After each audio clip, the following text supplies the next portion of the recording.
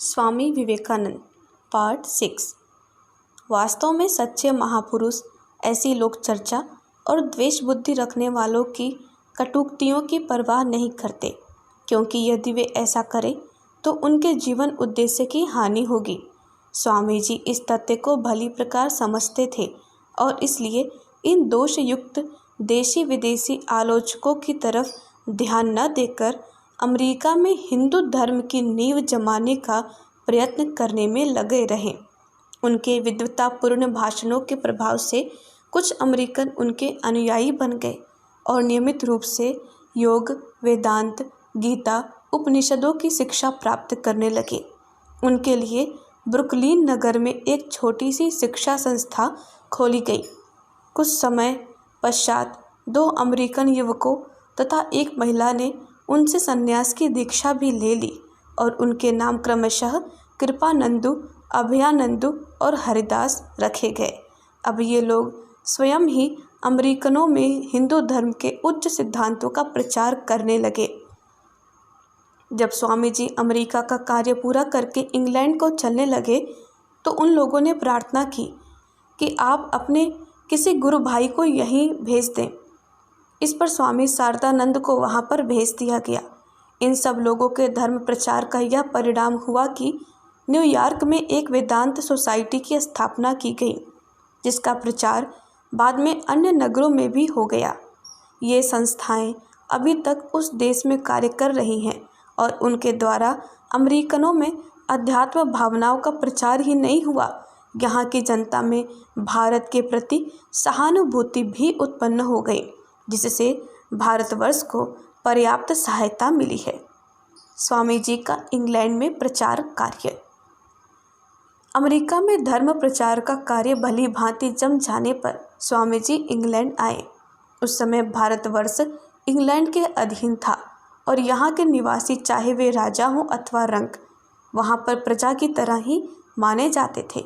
Swami ji England में भी अपनी योग्यता द्वारा भारतवर्ष और हिंदू धर्म की श्रेष्ठता का प्रभाव स्थापित करना चाहते थे। 2-4 दिन में ही वे लंदन में हिंदू योगी के नाम से प्रसिद्ध हो गए और बड़े बड़े विद्वान तथा शिक्षित लोग उनके उपदेश सुनने को आने लगे। एक दिन उनका भाषण पिकेडली प्रिंसेस हॉल में हुआ, जिसमें अध्यात्म विषयों में रुचि रखने वाले 1000 से अधिक श्रोता उपस्थित थे। दूसरे दिन लंदन के सभी समाचार पत्रों में इनकी विद्वता के विषय में बड़े बड़े लेख प्रकाशित हुए। स्टैंडर्ड नामक प्रसिद्ध पत्र ने लिखा कि बहुत दिनों से कोई ऐसा शक्तिशाली भारतीय इंग्लैंड के व्याख्यान मंच पर खड़ा नहीं हुआ था।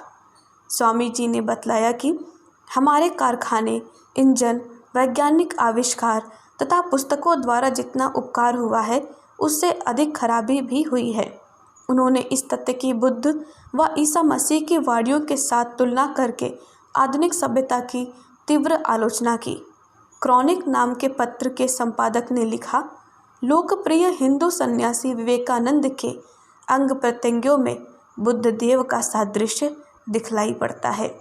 वाणिज्य द्वारा प्राप्त हमारी समृद्धि, हमारे रक्त पिपासापूर्ण युद्ध तथा धर्म प्रचार संबंधी असहिष्णुता की खरी आलोचना करके उन्होंने कहा, इस मूल्य में बेचारे हिंदू तुम्हारी खोखली आडंबरपूर्ण सभ्यता के प्रेमी न बन सकेंगे। उन्होंने वहाँ पर अनेक भाषणों में बार बार लोगों को चेतावनी दी कि यदि शीघ्र उन्नति करने वाली और ऊपर से मनोहर दिखाई पड़ने वाली पश्चिमी सभ्यता को वेदांत के त्याग और वैराग्य की नींव पर स्थापित न किया गया तो उसका उतना ही शीघ्र नाश होना भी अवश्यंभावी है।